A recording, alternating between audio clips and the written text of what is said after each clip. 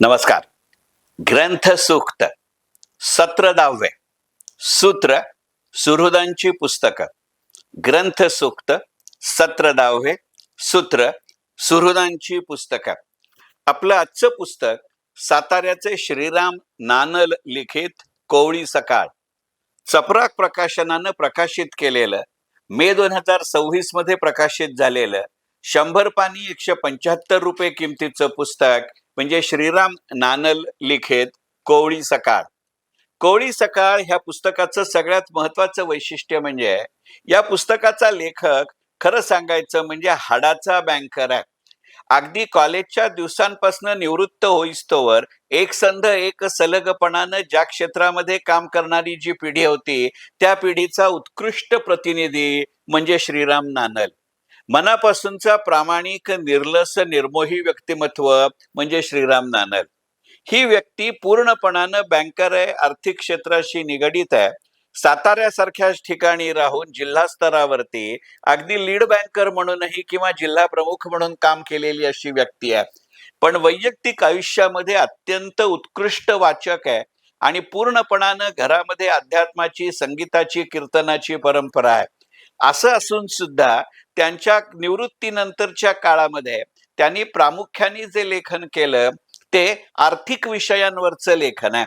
पण या आर्थिक विषया पलीकडे जात ललित लेखनाचं एक सदर त्यांनी तिथल्या एका स्थानिक वर्तमानपत्रामध्ये वर्षभर लिहिलं आणि त्या सदराचं नाव कोवळी सकाळ असं होतं आणि त्याच नावानं त्यातल्या काही लेखांचं संकलन करीत हे पुस्तक प्रकाशित झालंय. मी म्हटलं तसं मे 2026 अगदी तारीखवार बोलायचं झालं तर 22 मे 2026 रोजी या पुस्तकाची पहिली आवृत्ती प्रकाशित झाली आहे.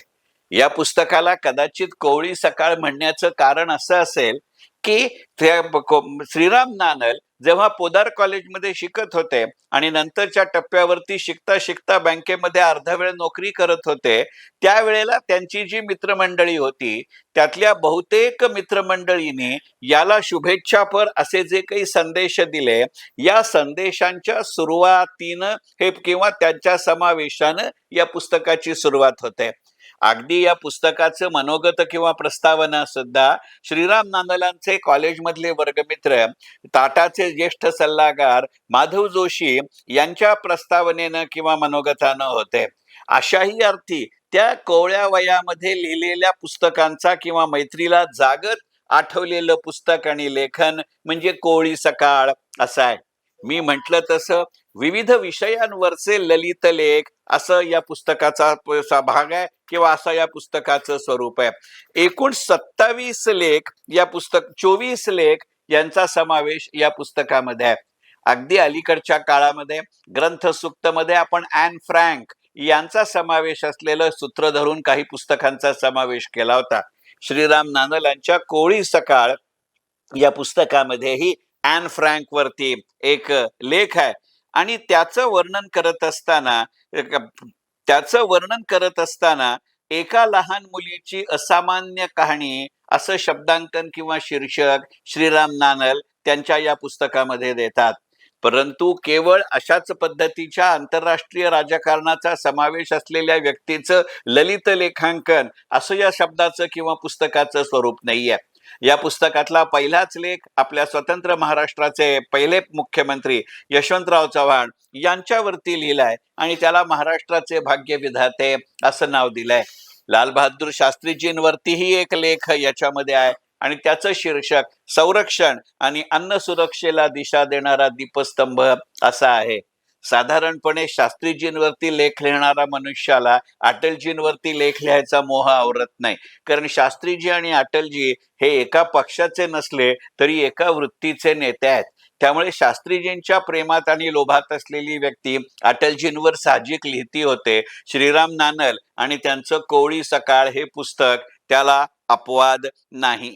पण केवळ राजकीय व्यक्ती, मग त्या स्थानिक पातळीवरच्या असतील, राष्ट्रीय पातळीवरच्या असतील किंवा जागतिक पातळीवरच्या असतील, अशातला भाग नाही.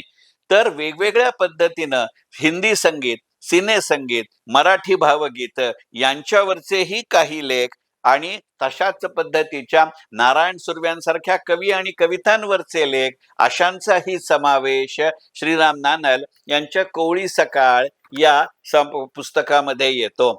एकंदरीतच नानल हे आता 70च्या पलीकडे आहेत, 75च्या उंबरठ्यावर आहेत. ती जी एक समंजस, सुसंस्कृत, बहुवाचिक, बहुआयामी अशी पिढी आपल्या महाराष्ट्रामध्ये आहे, त्याचं उत्तम प्रतिनिधित्व करणारं आणि त्या पिढीच्या स्वतःच्या मनामध्ये आज आपल्या आयुष्याकडे त्या काळात विविध प्रसंगी वाचलेल्या विविध व्यक्ती, विविध लेख, विविध पुस्तकं, विविध कवी यांच्याबद्दलचे मनामधले आज उमटणारे बिंब, प्रतिबिंब, साद आणि पडसाद याचं शब्दांकन म्हणजे श्रीराम नानल यांचे आटोपशीर आकाराचं पुस्तक. पहा ना, 24 लेख आहेत आणि त्याची पानं 100च्या आसपास आहेत. त्यामुळे कोणताही लेख 2.5-3 पानांच्या पलीकडे जात नाही. त्याचं एक कारण असं असेल की या व्हिडिओच्या सुरुवातीला मी म्हटलं तसं की हे पुस्तक, ह्यातले लेख, पुस्तक किंवा या पुस्तकातले लेख हे मुळामध्ये एका वर्तमानपत्राचं सदर होतं. त्यामुळे त्याला शब्दमर्यादा असतील. त्या शब्दमर्यादेचं काही प्रमाणात थोडं पुढं जात असे लेख ह्याच्यामध्ये जरूर आहेत, परंतु त्यामुळे एक अंगभूत आटोपशीरपणा हे या पुस्तकातल्या लेखांचं वैशिष्ट्य आहे.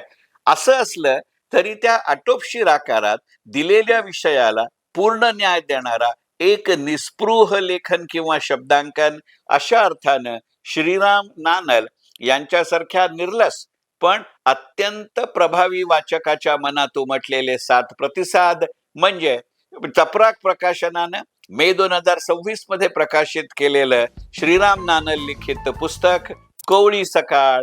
मनपूर्वक धन्यवाद. ग्रंथ सूक्त.